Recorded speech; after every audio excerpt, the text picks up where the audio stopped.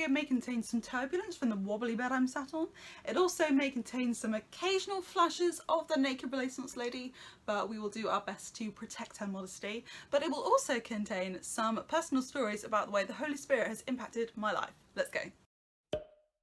So the first time the Holy Spirit was like very apparent in my life was a time when I was a Christian. I'd been a Christian for like 2-3 years maybe. So I was Christian in my heart, but I was still figuring things out.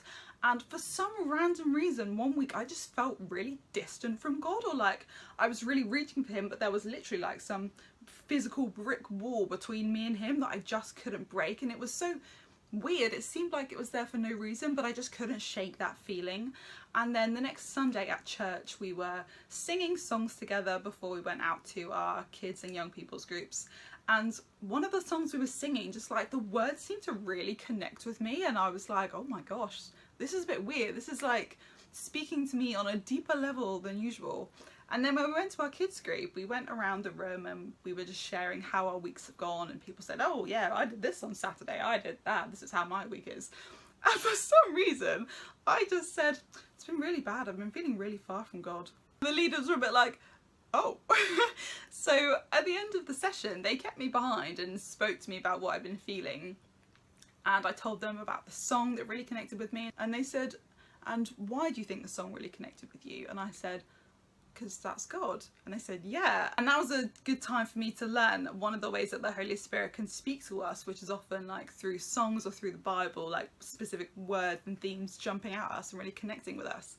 And the leader said to me, the fact that you've told us in the group setting that you've been feeling really far from God is a really big step of spiritual growth for you. And I was like, oh, okay, cool. The second particularly significant time I recognised the Holy Spirit was when I was at a summer camp, which was set in a school, which is quite fun because you could like sleep in the classrooms and things. Evening seminars were held in the school hall. So we were in the hall and we were watching a video about the crucifixion of Jesus, and it was really quite graphic in a way that I'd never really thought about before, and it just really hit me. And it just really hit me, like the suffering that Jesus went through for me, like obviously for everyone, but when I was applying it to myself, I was like, oh my gosh, actually, like this was a really big thing he did. And I was a bit like, oh my, I've not really thought about the fact that he would do this for me before, because it's always just talked about like, oh yeah, Jesus died on the cross. I sat with my friend and a leader at the end and just crying profusely, and it was absolutely uncontrollable. I couldn't stop, and I didn't necessarily feel that sad, but I just couldn't stop crying, and it was really strange. And from that point I recognised that one of the way the Holy Spirit works in me is sometimes just to make me cry a lot, like a very strange amount, but it was good, it was very healing. The third time, and this is like probably the boldest answer to prayer I have ever had in my life, that I know of at least, was when I was at a different summer event when I was slightly older called Soul Survivor, and we were in this like huge warehouse with like 1,000 people. I'm not very good at guessing quantities of people, but I would guess 1,000. I could be wrong. And at that point my dad was really, really ill, and I don't think we knew what it was at that point, but it turned out it was cancer in the end, like a very rare kind. And we were having this session where we were singing together, and I was just in the moment just like praying to God about my dad. I didn't think I was praying anything massively specific other than heal my dad if it's your will, if it's not, just help the situation in whatever way you want to, and that's okay. Then I just went about the rest of my week. And when I came home and I was speaking to my dad, catching up, telling him how the week has gone, I said, oh, on this day I prayed for you, that God would help you. And he said, really, on that day? He was like, what time was that? And we worked out that like pretty much, I don't kid you, like the same time that I prayed that prayer, he was able to eat his lunch and not vomit it up, which was a big deal, a really big deal for him. And to him at the time, he was like, oh my gosh, I've been able to eat my meal. And then it was so crazy that we just happened to have this conversation and Cher had been praying for him, and we got to see that God was at work in that very moment, and at the time neither of us knew it.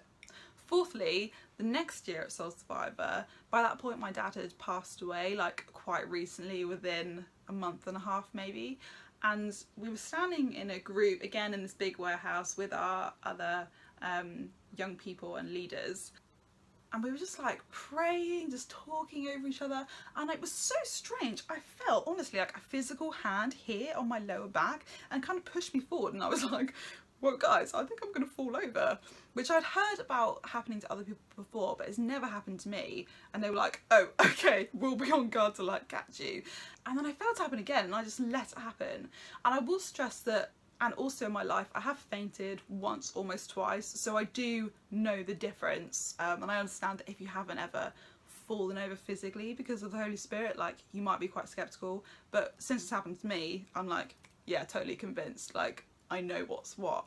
But this was the first time it happened, and I just fell, and they caught me, and I just fell on the floor, and I was conscious the whole time, but they were just, people were like putting their hands on me and praying for me, and it was a really powerful moment, and I was just giving over to God all the pain that I was feeling and the grief and bereavement over my dad. And then when it was time to finish, I just got up and walked away and carried on with our day. But I knew the Holy Spirit had been doing some deep work in me, which I actually didn't necessarily know needed to be done to that extent. But that just made it all the more powerful that God knew that I needed that, and he gave that to me. So they are the 4 boldest, most obvious times I've had.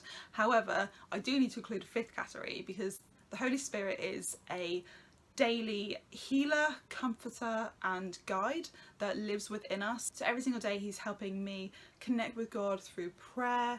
Sometimes, like recently, I've been like praying for my friends, and I'm like, maybe I should tell them I've been praying for them, like non-Christian friends, and I've sent them a little message saying, and been a bit like, I'm scared how this is gonna go, but I'm just gonna tell them, and there'll be the Holy Spirit that does the work to connect with them in whatever way they choose. And then that friend has responded to it really well.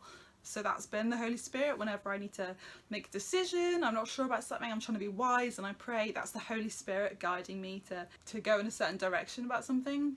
Or when I'm really struggling with something emotionally, I just need peace, and I just feel that peace through prayer or worship or reading the Bible. That is the Holy Spirit giving me that peace. I do think it's really important to have this category of the Holy Spirit helps generally on an everyday level, because he is living within us when we're a follower of Jesus. And realistically, the first time I felt the Holy Spirit would have been the time when I made the decision to accept Jesus into my life. That is the power of the Holy Spirit. I just didn't really understand that at the time, so it didn't make the cut for this list. So I hope you've enjoyed this video. These are definitely some little stories that I've been wanting to share for a long time, so I'm glad it's finally come around to me being able to do that for you. If you've got any questions about the Holy Spirit or anything really, drop them in the comments below, and I would love to get around to them to help you out with that if I can. And I will see you in a video very soon. Bye!